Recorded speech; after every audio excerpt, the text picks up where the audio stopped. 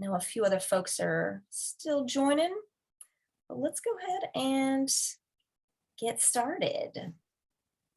So welcome everyone, near and far, via Zoom and Facebook Live. I'm Megan Marshall. I'm the director of the Hugh C. Hyde Living Writers Series. This is the penultimate event of our spring semester, and we're keeping the momentum going with an extraordinary author who is joining us virtually all the way from just about an hour outside of New Orleans. So we are very appreciative that he has braved the wee hours of the evening to share his work with us. But before I introduce him, I want to take a minute and thank those who have helped to make this event, this series possible. That includes my fabulous co-host, Markle Tumlin, and our other friends at Love Library, Danya Muka Hall, Laurel Bliss, and Rebecca Williamson. And I also want to thank the Department of English and Comparative Literature for their continued support of the series. And just a couple reminders, if you're joining us via Zoom, please make sure to keep that mic muted during the presentation. And as I just mentioned, know that this event is being recorded and live streamed on Facebook.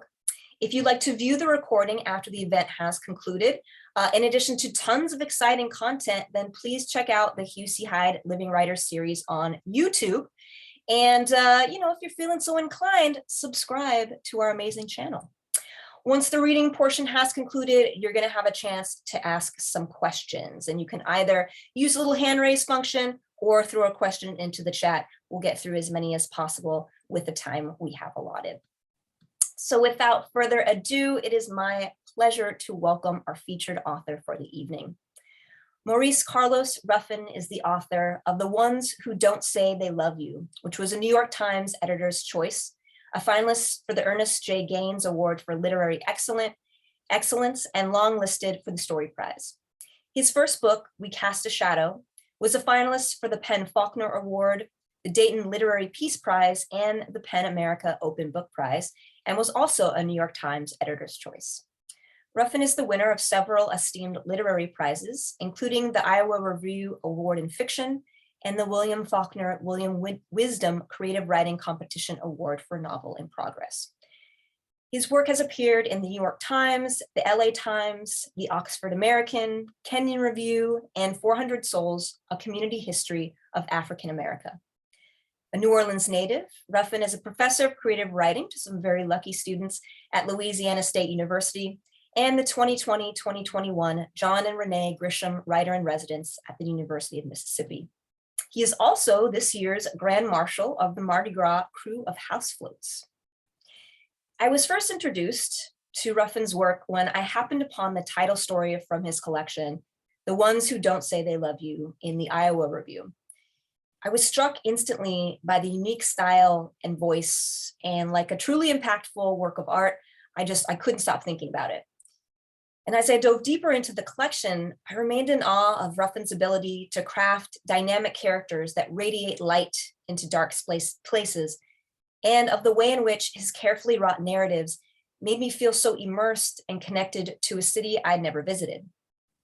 Of his work, author Callie Fajardo-Anstine raves, one of our great writers of place, Ruffin dazzles with this sonorous collection of deeply moving New Orleans tales. Told with humor, insight, and radical empathy, these stories will linger in your heart and mind like the fading song of a brass band, vibrant and beautiful. Please join me in welcoming Maurice Carlos Ruffin. Hello, everybody. Good evening. Thank you for having me here. I'm very excited about this. I'm in the South right now, in Louisiana. It's like midnight here. No, I'm just kidding. It's always midnight in Louisiana. Doesn't matter what time of day and night it is. So yeah, I have been to San Diego, and you all have the best weather in the universe, apparently. I'm surprised that the whole species doesn't live where you're at, because it's just so nice out there. That whole area, La Jolla, and all the water. So I figured tonight, I'm scheduled for some reading and for a Q&A. So I think I'm gonna do a few short pieces, and then we can go into the Q&A session. And I'm very excited to read from my short story collection. And being a New Orleans person, we always have music with everything. So as I get set up here, I'll play a little music.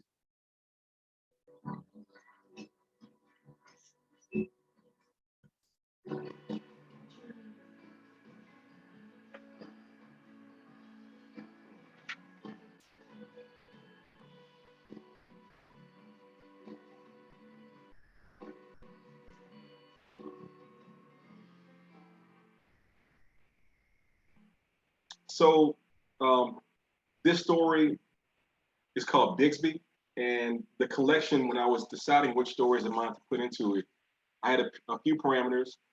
The stories had to pretty much all be set within the city limits of New Orleans, which is my hometown.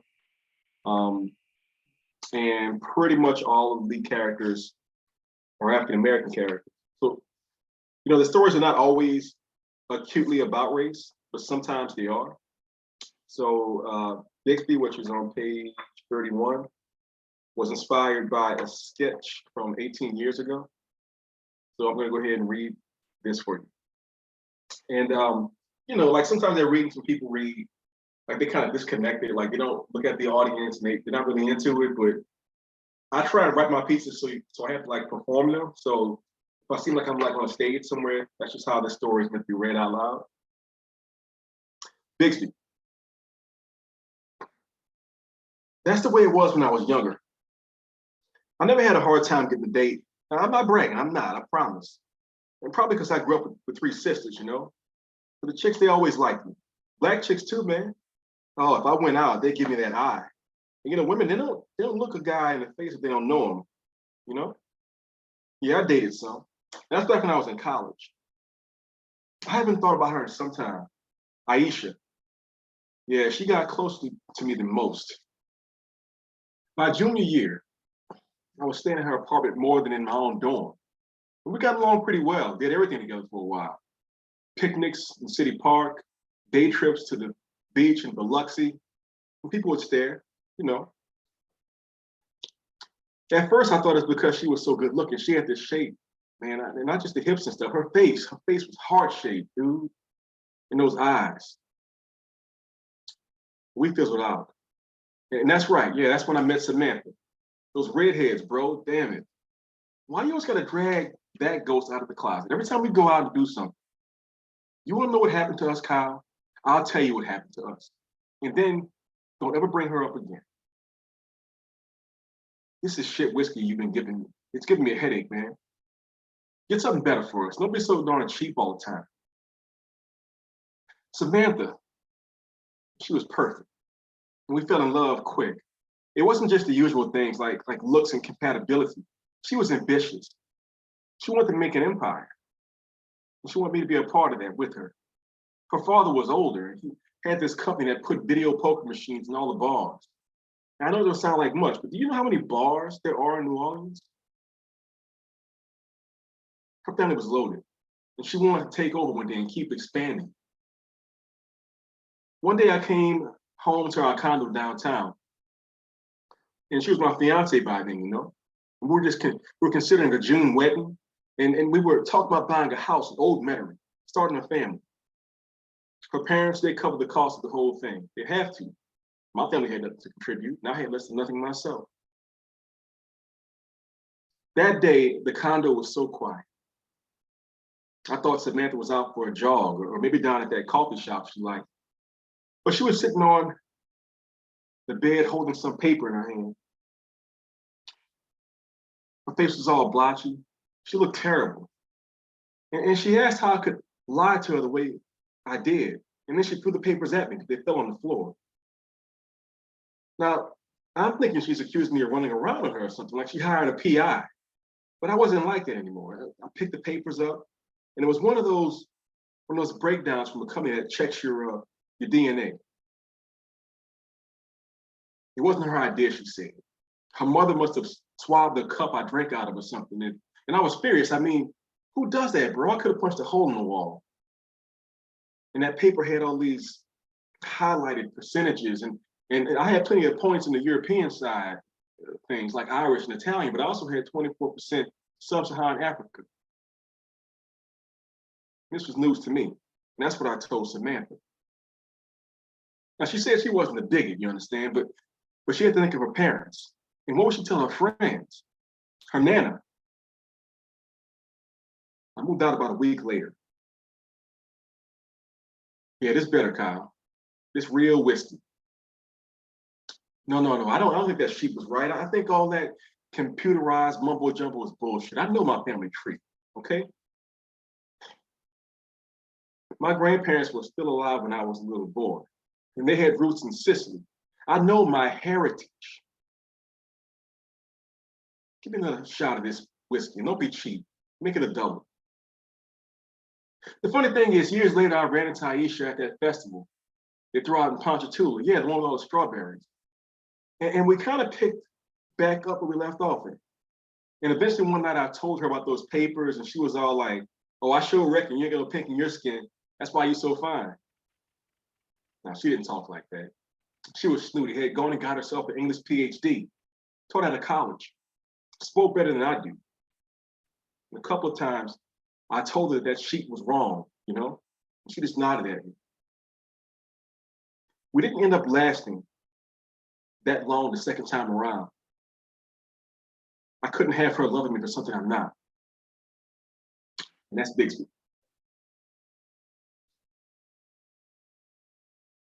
So, see, I'll read a few more here. I'm sure that y'all saw John Baptiste won a bunch of Grammys.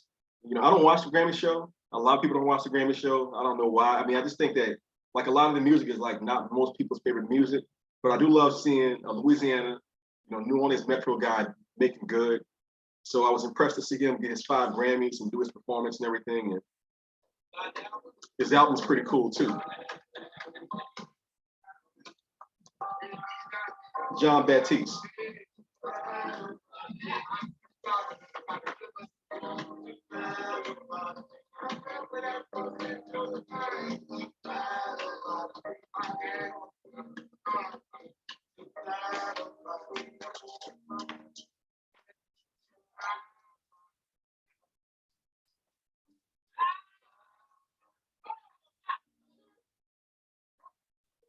I'm going to read Cocoon on page 11.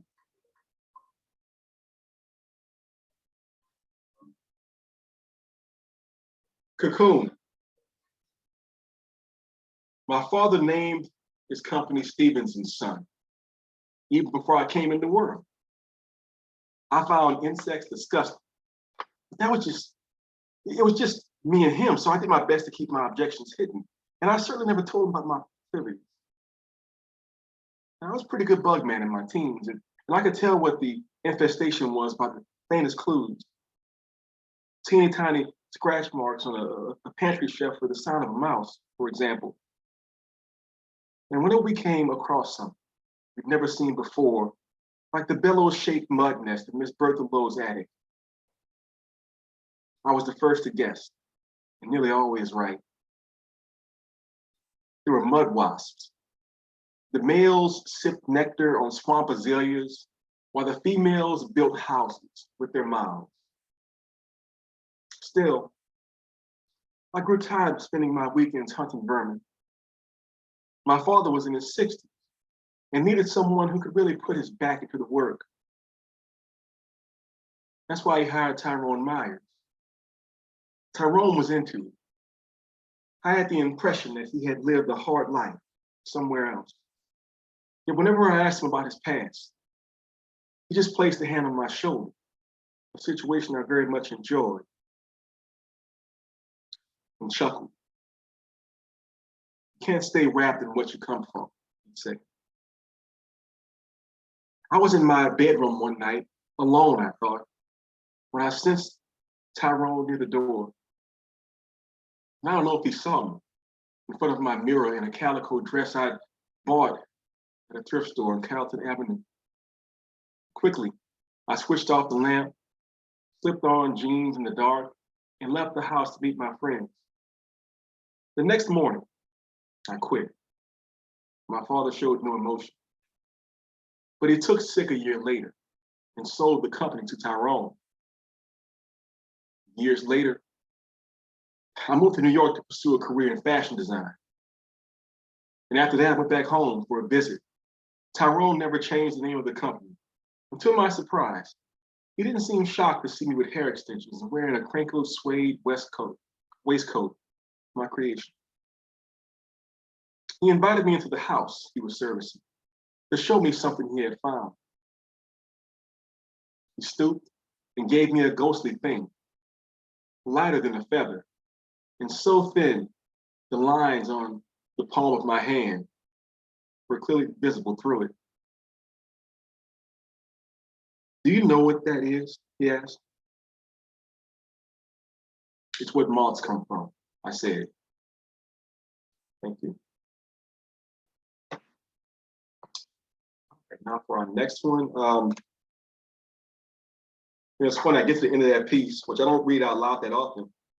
And that last line was the original title of it, What Moths Come From. But I changed it to Cocoon. I had forgotten I did that. So this collection has a lot of different story lengths in it. There's a bunch of flash fiction in it.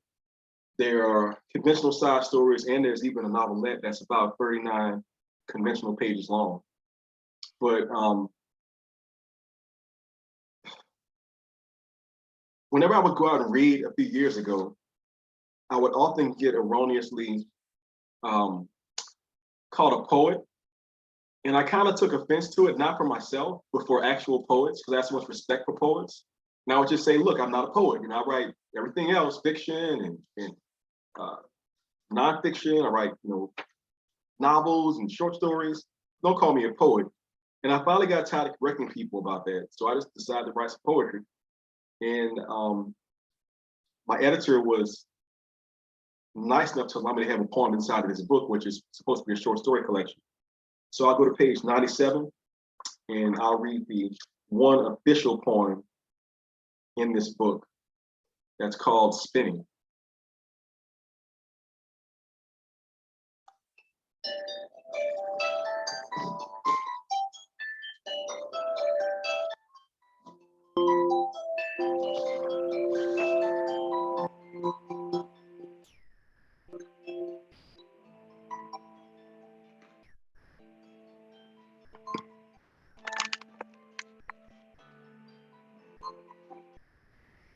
Spinning. 1. After my dad died, I bore his body from room to room. The cancer had flayed his flesh. I was shocked by his heaviness. His body pulled the cords of my back to their conclusions. He put a violin in my hand when I was small, and once I turned the peg as a note rose higher and higher until the E snapped against my arm, a caterpillar-shaped welt rising. 2. I refused my father but once. He asked me to gift him a pack of cigarettes. Grandmother has had a heart attack alone in the night, arteries hardened by Philip Morris. A surgeon slices my mother's breast to save her from cells gone to riot, chewing their way out of her body. I say, Father, I'll do this for you, but once. Love is. 3. Mama cries for years after his death. His leaving ends are circling. Don't you miss him, son? The green wedge of a sales pack winks from her lap. After I filled my car's tank, the needle rises from E to F. Every cell of mama's body, balloon filled with heavy water. In my daydreams, she inhales. Smoke nettles her lungs, then calls his true name. 0. 1982, I'm 4.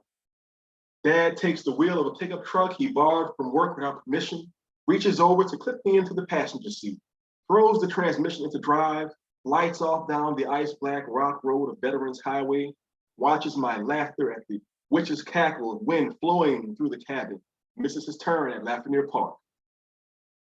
Turns too fast. Spins us at the intersection, 2 infants on the back of a mermaid, the fishtail whipping in the drizzle-made ponds, he reaching over to pin me in place as I think this will always be. That's Spinning. Thank you very much. I think I'll do maybe one more. I'm not sure what to read next. I'll pick a song and it'll guide me which way I should go.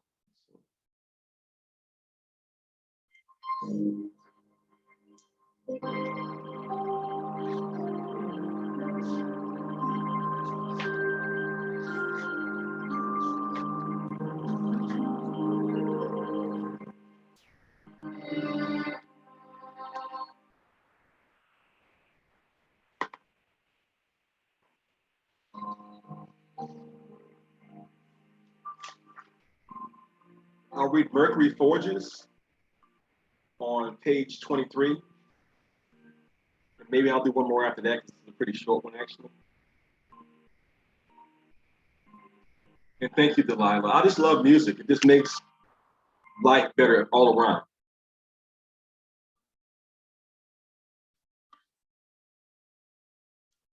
And this one is based a lot on I won't say a true story, but on some truths. Mercury Forges. My job was to make sure Mercury Forges didn't escape. He was a stocky black guy into drugs and guns, and he'd gotten out of Orleans Parish prison twice. No one knew just how he did it. And the funny thing is, he got captured within a few blocks of the prison both times. I'll get turned around when I'm out there, Deputy Benoit, Mercury said, but I'll get free for good. Just you wait. When the hurricane hit and flooded everything, we brought the inmates out to the Broad Street overpass. And I wasn't too panicked because, one of the other deputies, Ronnie Dismas, said that our families had made it out of town before the water came. With them safe, I could look after myself without feeling nervous about them. Now, Mercury snuck away, wouldn't you know it, as soon as I turned my back on him. He was in the P road, about 5 blocks away, bobbing like an apple. I ran across the overpass, climbed down some scaffolding to his boat, which I grabbed. We hadn't cuffed any of the inmates, it would have been impossible to move around with all the climbing we had to do to get to dry land. Where do you think you're going, Mercury? I asked. I had a hand on my sidearm. Gotta find Humanity Street, he said. That's where my pops lives. Now, I knew his dad. A good guy, brought our lunch to us, where the deputies would get together at in the courthouse, but that shouldn't have mattered at the moment. And I can't really tell you why I didn't make him bring us back to the detention area immediately. After a while, we floated up to a yellow house with flood water almost to the awning. Mercury yanked the metal pole from the water and broke through the attic window, climbed in. They were shuffling inside, and I wondered if I should go in after him. I thought this might be a part of his big getaway plan, but soon he grunted out the window and pulled his father's body out wrapped in a heavy blanket. The old man heading to the chance. Bring us back, Dep, said Mercury. That was what I did. All right, let's do one more.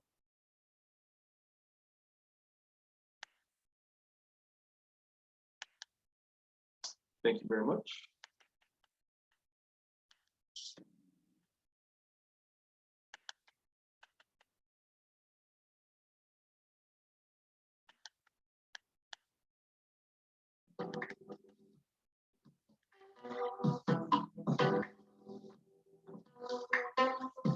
Hit me once with a soft word. Should have known the things that I deserve.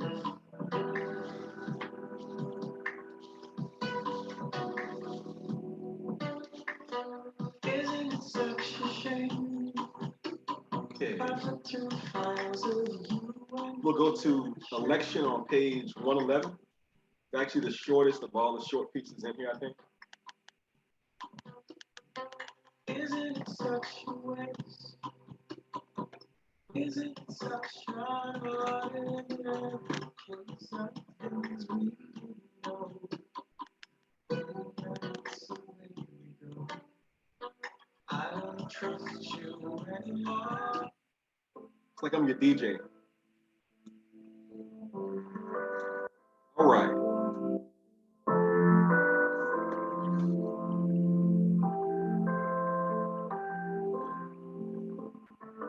You're tuned to Dawn FM.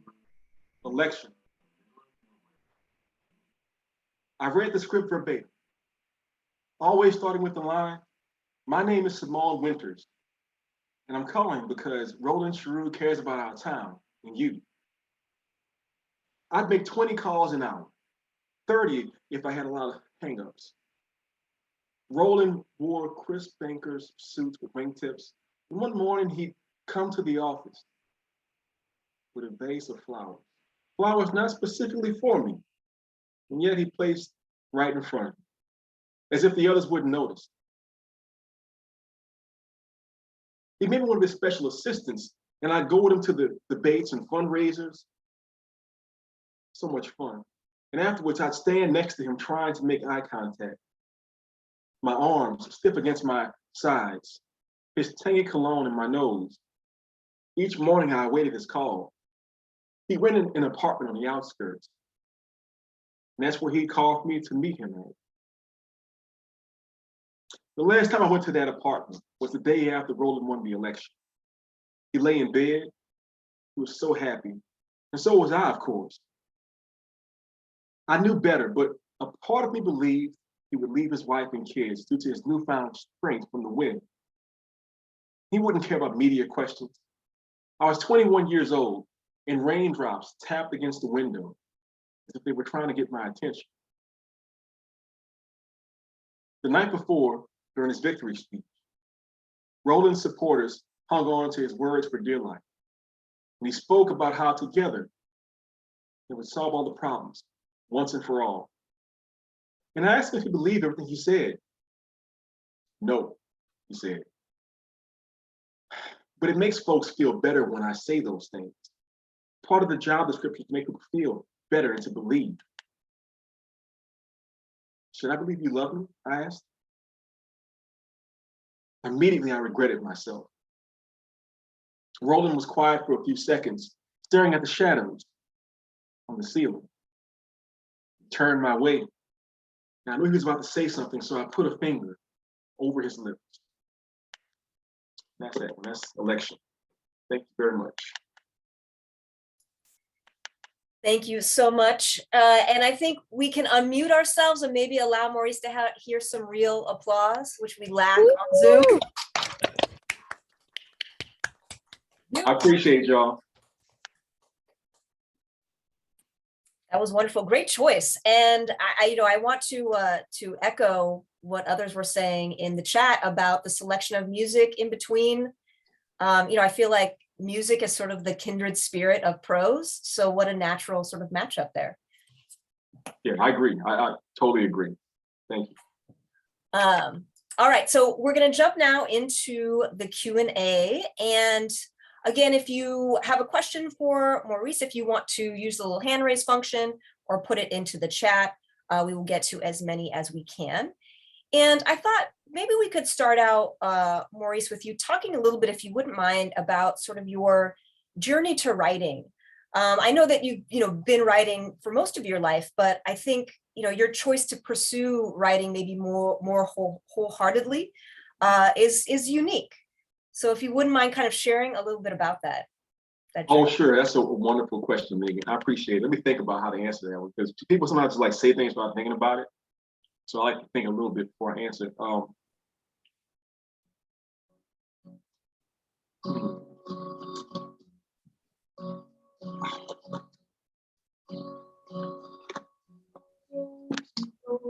I think that when I was young, I think many of us have this experience of sort of looking out or looking up at the future of your life. And you have this feeling that there's a lot of great things waiting out there for you. And you start your path, your journey, which includes for a lot of us, obviously going to school, perhaps falling in love, maybe getting a job, and do all these things. And then at some point you sort of look around and you go, this is all right, but something's kind of missing here. And all of a sudden those clouds that seem so pretty, the shapes of like the dogs and the flowers and the marshmallows and in the sky, they don't seem quite the same from the new height that you're at. And you begin to think, okay, what am I not seeing here? When you look down, you see the other side of the clouds, and beneath the clouds, you see where you came from. And you're trying to decide, what does that mean? I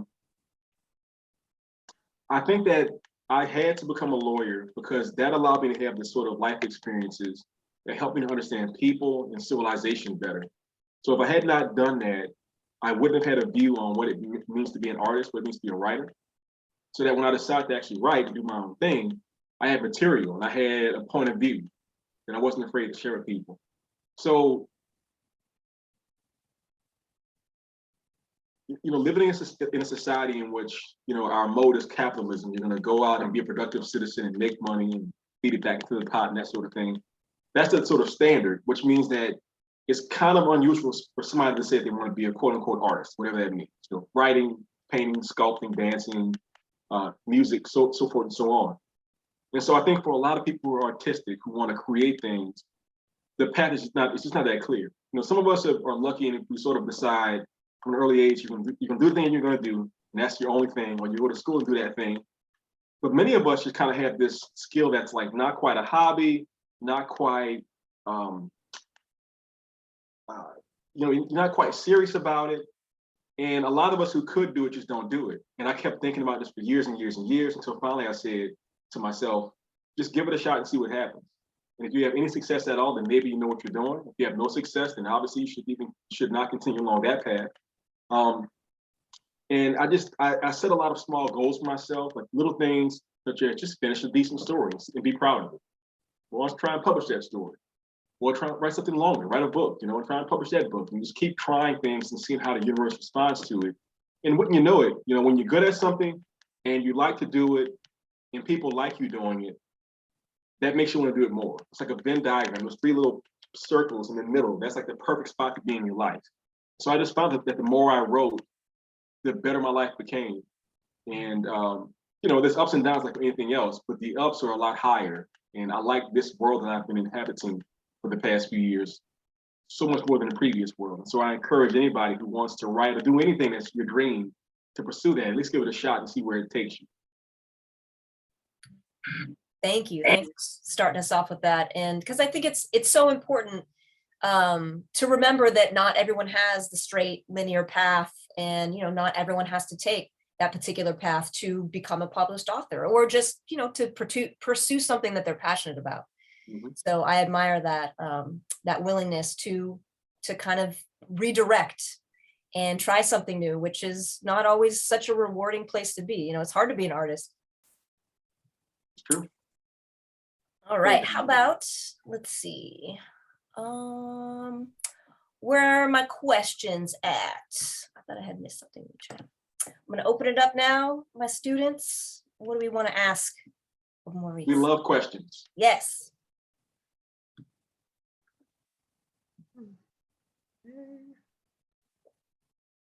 All right, well, I guess while we're waiting, I had another question for you that came up. This is why you're playing the music. It's maybe not so related to your stories, but desert island discs. You've heard this concept before. You're on a deserted island and you only can have 3 albums that, of course, theoretically you can listen to because you're on a deserted island. What would they be? Ooh, that is a tough one. Oh my goodness. Wow. It's funny because I used to have like all these lists of my favorite things that would pop off, like favorite movies, favorite albums, favorite anything. But I feel like as I've gotten older, I've kind of mellowed out a little bit. But if it put me on the spot right now, oh boy. All right, you'll never see this coming, but this is the combination. My 3 discs would be Bjork Vespertine. I just love her to death. She's probably my favorite artist overall, probably. But then very close to her is a kindred spirit, this lady named Joanna Newsom, who's from California. She plays the harp. Joanna Newsom is a fantastic player, and she's a poet and a storyteller, and her albums are amazing. So I would pick her. I actually played a couple. When I was going to read the poem, I was playing one of her songs before I read the poem. She has an album called Divers, which is, it's just one of those few albums that to me feels as much like a novel as anything else. So I love that album so much. So Divers. And then left field turn, I would go with Kanye West, everybody's favorite guy, right? He's such a nice person. I would go with Dark Fantasy.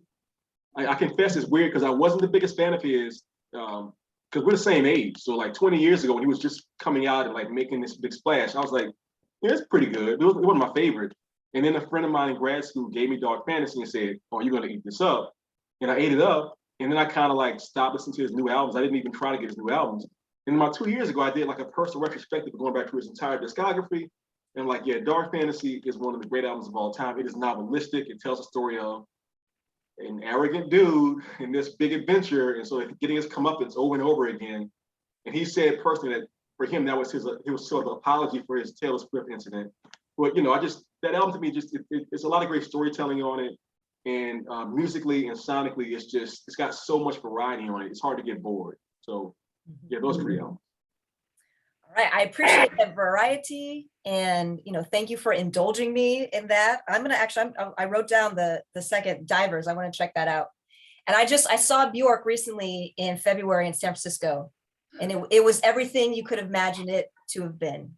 It was wow. Yeah, I saw her once in Vancouver, I think it was, and she puts on a show. I mean, she knows what she's doing. And that voice, my goodness. Oh yes, absolutely, like an angel.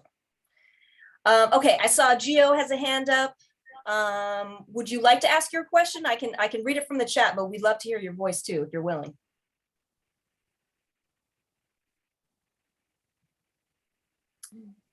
Gio, are you there? Yeah, can you hear me fine? Yes. Hello? Hello. Yes, we can hear you. Okay, yeah, my internet's really acting up.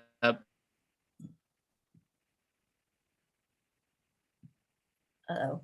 And now we can't hear you. It's okay, Gio. I've been in that spot. I had an event on, I think it was Saturday. Okay, so my question is, with the issue, how do you go about, navigating?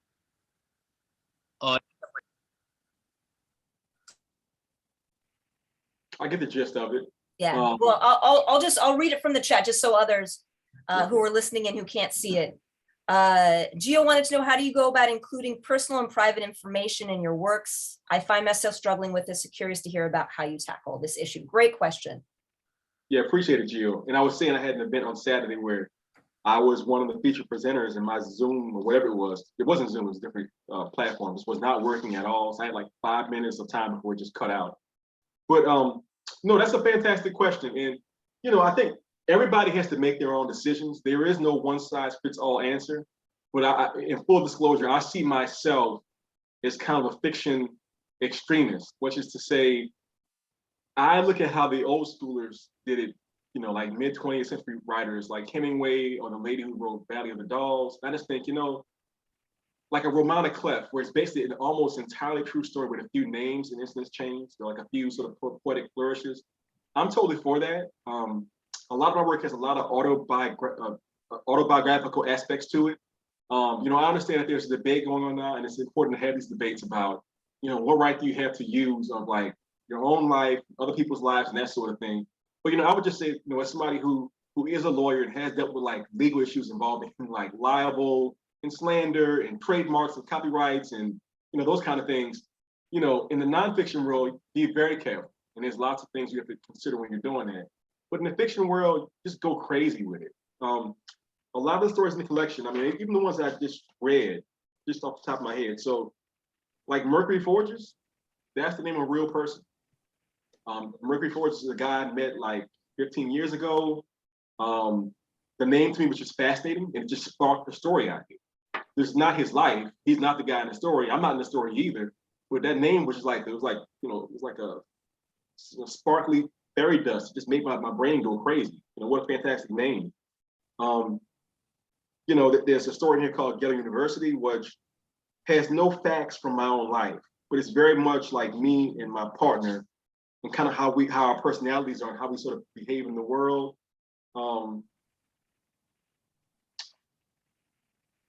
A story like, let's see, what's one more good one I can think of here? So Spinning, the poem, for example. Like that poem is composed entirely of me thinking about all of my elder loved ones and their smoking habits, and how every last one of them got cancer, and how I, as the youngest person in this sort of structure, had no power to sort of protect them or defend them or fight back against it. So I'm meditating on what really happened to them in a poetic way. So, if you're writing nonfiction, be careful. You're writing fiction, go crazy. Now, obviously, some people in your life may kind of go, wait, is that really me? But the truth of the matter is most of our loved ones don't read our work, unfortunately, which is probably for the best.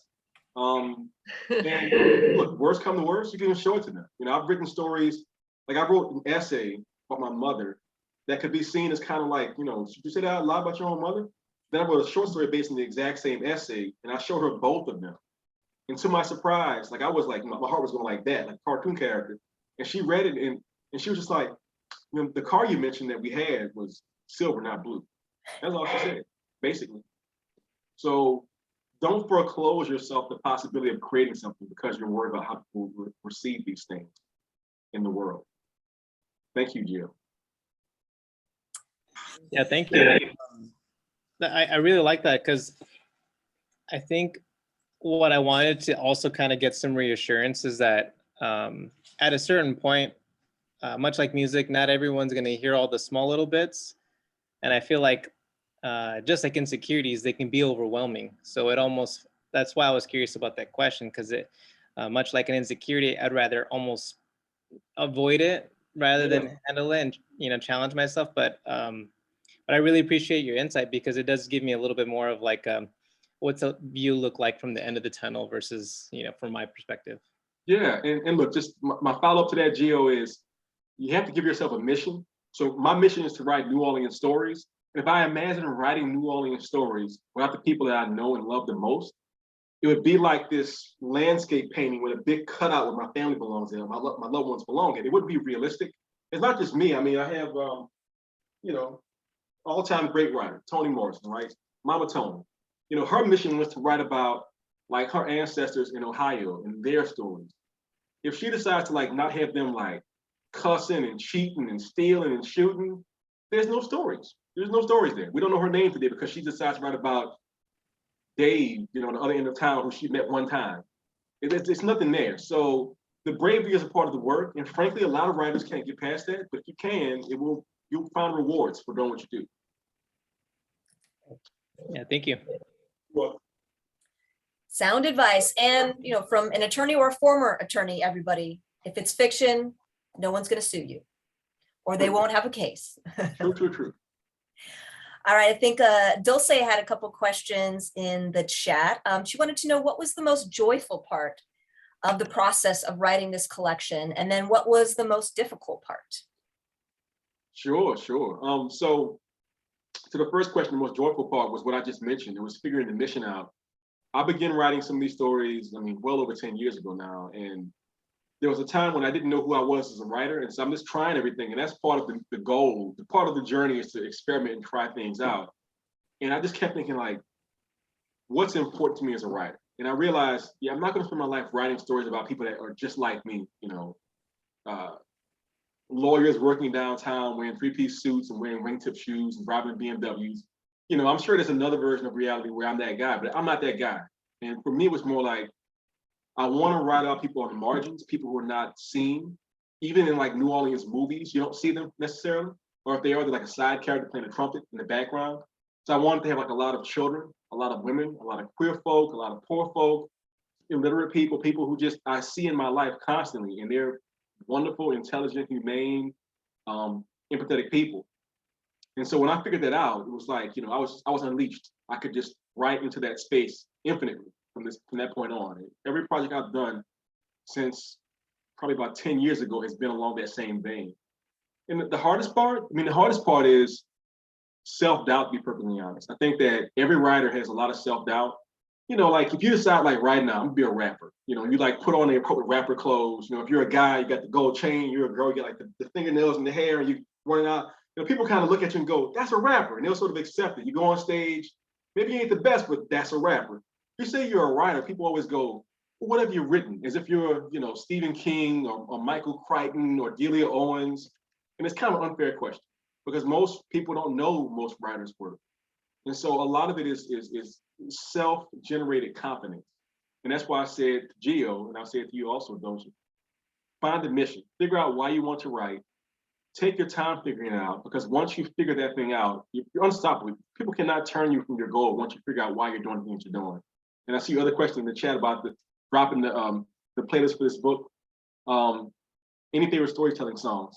So there's a website called Large Hearted Boy, and that person goes around to writers asking what were their playlists for their books.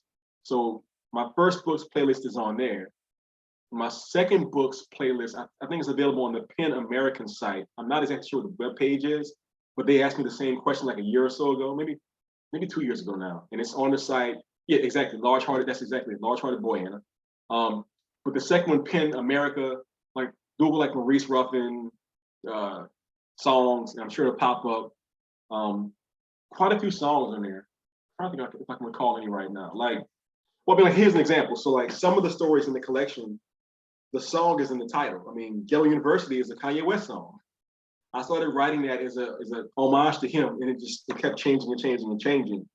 When I read Spinning, I played that song Divers from Joanna Newsom. And that song is very much about sort of diving into your life to find something and not knowing when you will be able to catch your breath in time to save yourself. And that poem is kind of about that. Then one more example would be maybe, oh yeah, the last one here is Before I Let Go. And Before I Let Go, for those of you who don't know, is kind of like a traditional African-American song that's been around for like 40 years, give or take, by a band named Frankie Beverly and Mays. And if you ever look to like a black cookout, like a black wedding or a black graduation party, that song gets played at some point. And it's a love song that's kind of about unrequited love, but like after the relationship's already over. So you're like, we had a good time together, and I miss having those times, but at least we had the times. And there's even a podcast called, what is it? I always forget this podcast. It's done by two people off of the New York Times, Wesley Morris and, Still Processing. So last May, they did an episode on Before I Let Go, and somebody called me and they were like, Maurice, you were on this podcast. I'm like, no, it wasn't. I liked the show, I wasn't on it. And they come to find out they did an all call. They asked for people to send in their stories about the song, like just to talk about the songs. And they took my recording and put it on the podcast. I didn't even know about it. So if you listen to that show, Still Processing from May of last year, you hear my voice talking about Before I Let Go. So that's some of the songs from there. And then favorite storytelling songs. I mean, I mentioned Yellow University is one of them. Anything by Joanna Newsom. She has a song called Sapo Canacon, which is the name of a Native American tribe, I believe, from like way back in the day. And in this song, she gives you 3 different time periods, like 100-something years ago, the present, and the future, like after New York has been destroyed. And she's talking about the hubris of humankind, but we assume that this moment is the most important moment. Nothing will ever change. She's like, well, the natives, they were here and we wiped them out, and we're here right now. This would be like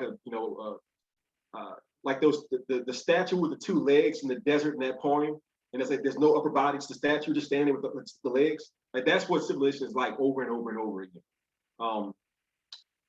Behold these great works of mine, whatever, I'm paraphrasing it, but yeah. So yeah, thank you very much, Anna. Yeah, Ozymandias, that's exactly what I was trying to think of. So yeah, I love music and it feeds my creativity constantly. Thank you so much for that question. All right, thank you, Dulce. Great questions. Who else has a question? I thought I saw there was a hand up earlier. There was one up there from Delilah, I think. Yeah. Delilah, are you with us? Zoom always kind of feels like a seance a little bit. Delilah, are you with us? Yes, I'm here.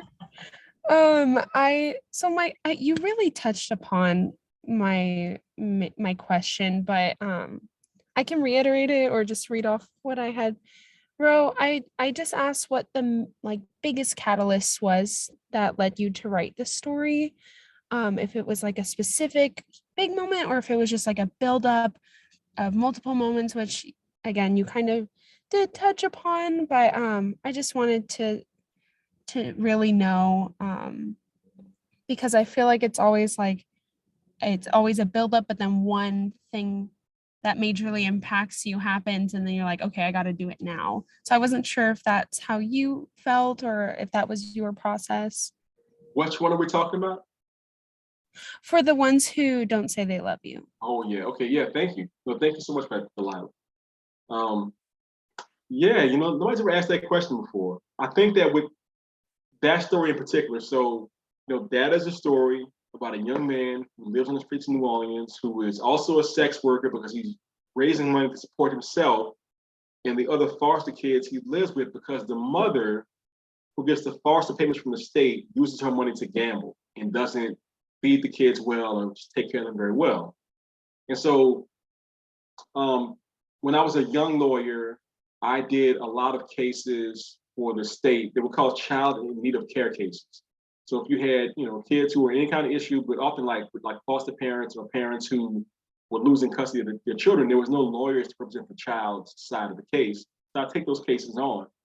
And when I tell you, I mean, of course, it's important work, but it felt like in so many of those cases, there were so many devastating facts.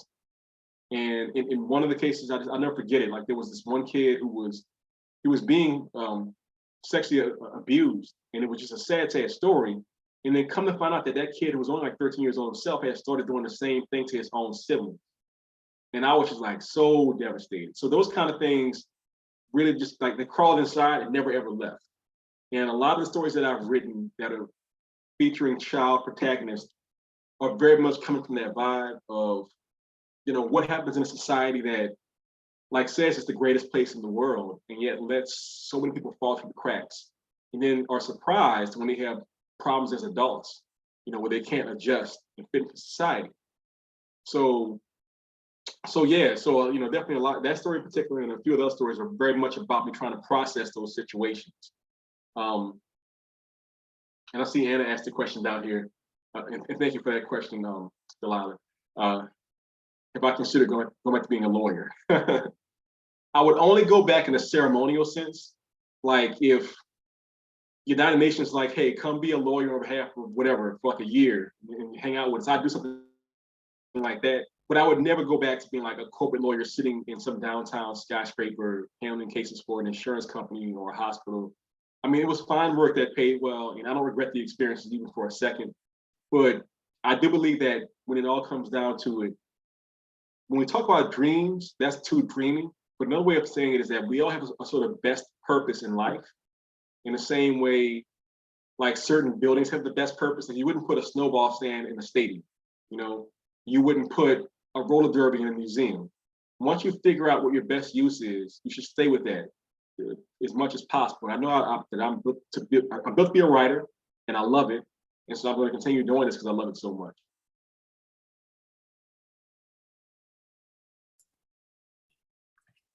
All right. Thank you for that. And I love, kind of going back to the title story and just a lot of the other stories, kind of telling these perspectives from the periphery, I think that you wouldn't normally get. And it's interesting how you were able to kind of cull that experience, Maurice, like you were saying, these cases that you had to work with, or that you were able to work with, and kind of culling that into stories and essentially spreading it to an audience who wouldn't have the chance to understand or to know those stories without the chance to get their hands on your book. Mm-hmm. I wonder if you could speak a little bit about, Jose threw a question to the chat. Let's get to that first. He says, what do you think are the benefits of having this as a short story collection over some traditional novels? I think that poets will often say that the poem selects its own form, which still doesn't make a lot of sense to me. I'm not naturally a poet. Well, I think it applies to most different types of writing. So I consider myself a novelist first and foremost. That's what I started writing like 18 years ago now. But I really love writing short stories because they're so demanding. They require a conciseness where you should be considering how the plot ticks out. Because you can write a short story where it's kind of like loosey-goosey and it's like a vibe thing, and that's fine. But those are the kind of stories people really remember and will put in, bring to their classes and show, you guys got to see, this is amazing, that kind of thing. So I love making a story that has like this feeling of movement where, the reader's kind of like, I'm not sure what he's doing here, but he's doing something. And I, the writer, know, yes, there's the pre-act structure, there's going to be a turn here, a twist there, and a zigzag there, and that's what creates the way that story feels. Stories are like little gems to me, and frankly, in my opinion, writing a good story is harder than writing a good novel, because in a novel you have so much more space to maneuver. It's almost as if, like, it's how people will binge watch like Game of Thrones over a weekend, like 30 hours of Game of Thrones, be like, oh, no big deal, right? But then you go to the movies and it's like a 2-hour and 59-minute movie, like, oh my goodness, the movie was so long. Context is everything. If you get somebody a novel, we're okay with like, discursion and meandering and side tracks and footnotes and taking your time with it and who's that character and change the point of view. But with short stories, it's like, on page one, you got to go fast. You got to be moving. What's this about? Why am I here? What's the problem?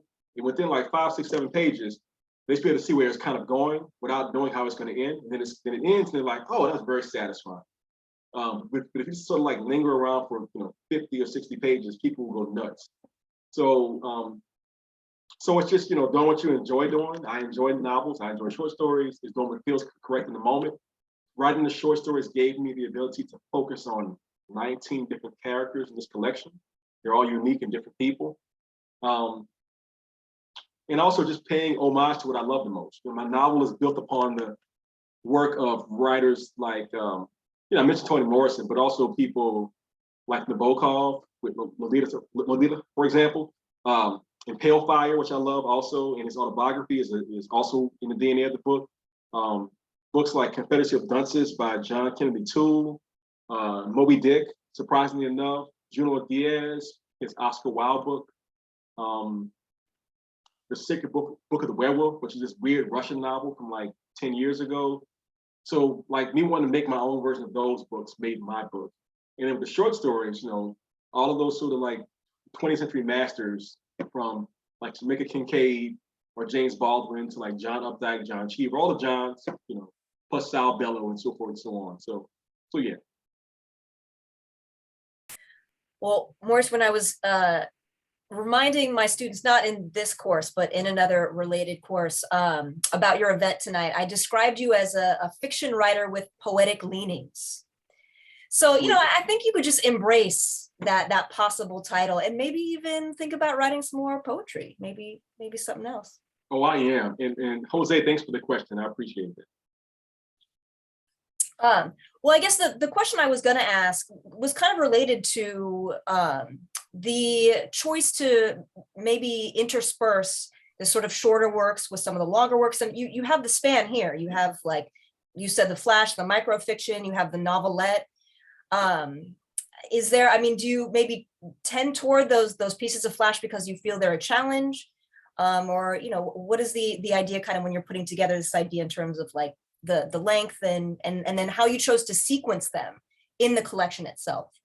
Well, I'm just curious, for anybody out there that's still alive, if you're doing Wordle at all, put your hand up, or like a heart if you're doing Wordle. I'm just curious for my own edification. I see a couple of hands, I see some hearts.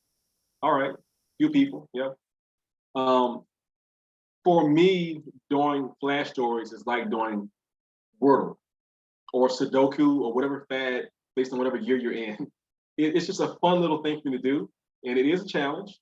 And with a flash piece, I can draft it in less than 20 minutes, and I can get in and get out. And so, I've told the story many times, but I love thinking back on it. I haven't done it in a long time. I think the first time I decided to write flash stories, I went to a coffee shop, and I'm not a coffee drinker, so when I drink caffeine, I get really excited. And so I wrote this is not exaggeration, I wrote like 30 flash pieces in a single day. And probably 10 of those were like so tight, they required almost no changes. And maybe 3 or 4 of those are actually in this collection a decade later. And then 2 or 3 of those 10 became longer stories, like maybe Pie Man and a few other ones in there. Yeah, Before I Let Go, possibly. So for me, it's just like, flash stories are a gift that keep on giving. And when I was gonna make the collection, I could have kind of went, well, I don't need to have these in here because I have plenty of longer stories. But I just think it wouldn't have been a real representation of who I am. And also New Orleans is the kind of city where the experiences you have are so varied because we are a deep, old culture that is also sort of left of most American culture. We're based a lot upon Haitian culture, French culture, Spanish culture, the American culture. So people will visit the city and they'll like get like the flavors and kind of go, wow, that really felt different, but they don't really know why. And that sort of popping in and popping out, that sort of tourist version of things is like a flash story. It's like, wow, that was so compelling, but I had no time to get any more details on what happened. And then it's Before I Let Go, which is the novelette, where, very much you're getting to sit down with this lady over a course in her timeline of like a year, basically, and just see what her life is like. And the city is full of those people who are bus drivers and Uber drivers and Uber food deliverers and catering workers and, volunteering at schools and working in hotels in 1 year, a single person. So the different forms give me the ability to hop around and get the appropriate feeling for the story I'm trying to tell in that given moment. Well, I do love how the experience of sort of, moving through the collection is what I feel like, as I mentioned at the beginning, I've never been to New Orleans, but the feel like of just kind of popping around to the different places and maybe for a minute, maybe for a couple hours, maybe for a couple days. And so I love that there's a feeling of movement within the stories themselves, I think, and that helps with, or that is allowed by the sequencing of the stories themselves. Well, come out and see us. Look, New Orleans is a popular place for a reason. I have a theory that the most popular cities in the world, like Paris and maybe New York and places like that, Tokyo, it's about beauty. And it's not just like natural beauty like mountains, which are also wonderful, but it's like New Orleans has this beauty of architecture and this human spirit that it just fills you up. It sort of brings you, how I would describe it, I don't know about this ever before, but so I've been watching some Miyazaki movies, and I watched Kiki's Delivery Service last night. And whenever I watch his movies, I just feel like so comforted, like being wrapped up, and that's kind of like what New Orleans is. It's hard to put a finger on it, but it's the people, it's the food, it's the air, and you won't regret it, even for a second. And it's cheap flights, cheap hotels, relatively speaking. So check us out if you like. All right, I think you should just add this to like your list of things that you do. You're just going to be the ambassador for the city, tourist ambassador. Come to New Orleans, right? That's me. All right. Well, I know we're about at time. We've kept you up super late, but I thought we could maybe end with some thoughts. We're barreling toward the end of the semester, as I know you all are as well out there, Maurice. And I think we're all feeling a little tired. We're feeling a little bit spent. So Maurice, could you give us some words of encouragement? If ever you feel in that way in your writing process, is there like a prompt that you go to, a song that you go to, or a mantra that you use to kind of, keep that momentum flowing? Oh, wow. It's never just one thing. It requires that you be very flexible. So put on your favorite music. That's one thing to do. Just Google writing prompts. There are like 1 billion writing prompts out there. Find an accountability partner or a writing group. But a single person is easier, but a group also works pretty well. And kind of say, hey, y'all, I have this idea, give me a deadline. Or let's write something and we meet up in a couple of weeks and we can share our work together. And then maybe, I think for me, my most effective thing is like really meditating on what I want to write and why I want to write it. So for example, I spent a year in Mississippi living in John Grisham's old house, which was a fantastic experience, and I really enjoyed that. And I was brought there for the purpose of writing my next book. And the first 4 months didn't go that well. I was writing, and it didn't have that feeling of, wow, this is an important thing to me. And I took a month off in the middle of it, midway point, and just thought, what I really want to do. And I kept thinking, wow, I've learned some family genealogy, and I want to write a book that pays respect to my mother, my grandmother, and other women in my family line. And so when I had that idea, it was a matter of figuring out what their stories might be in the fictional space. This is back to the question earlier from Gio. And I just thought, okay, so I know this about my mother and my grandmother, what would the fictional character look like in 1970 and 1940 and yada, yada, yada. And I had so much fun doing that that I even started this online reface project. I don't have a lot of pictures of like my grandmother's young person or my great aunties or even this other character who was a ancestor from the 1860s. So I used reface to make my face look like my women ancestors' faces, and it was just like, all right, so now I know how they look. Like on my IG, for example, there's one of my alternate reality. I Love Lucy, where it's like my great aunt and her best friend is like Lucy and Ethel. It's kind of like my face a little bit.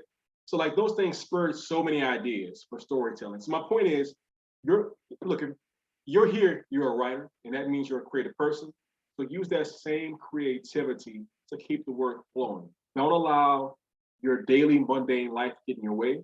Know that if you're feeling kind of lethargic or sad, that's a season. It's not your entire life. You can get out of that. and figure out what works best for you to get going again, and it'll work. May not work every single day, but in the long term, it will work overall. And that's how I'm here right now, using those same techniques. Beautiful. Well, thank you so much for your insight, your advice, and just for your time in general. We so appreciate it. So how about again, if we want to let him hear some actual applause, you can unmute yourselves. Thank you. I enjoyed this. Thank you so much. All right. Well, thank you again to Maurice. Thank you to everybody for joining us and for everyone who asked those great questions. We appreciate y'all. And we're all coming to visit you in New Orleans. We'll see you soon.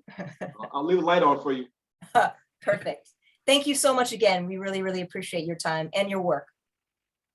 All right. Take care, everybody. Have a wonderful rest of your evening.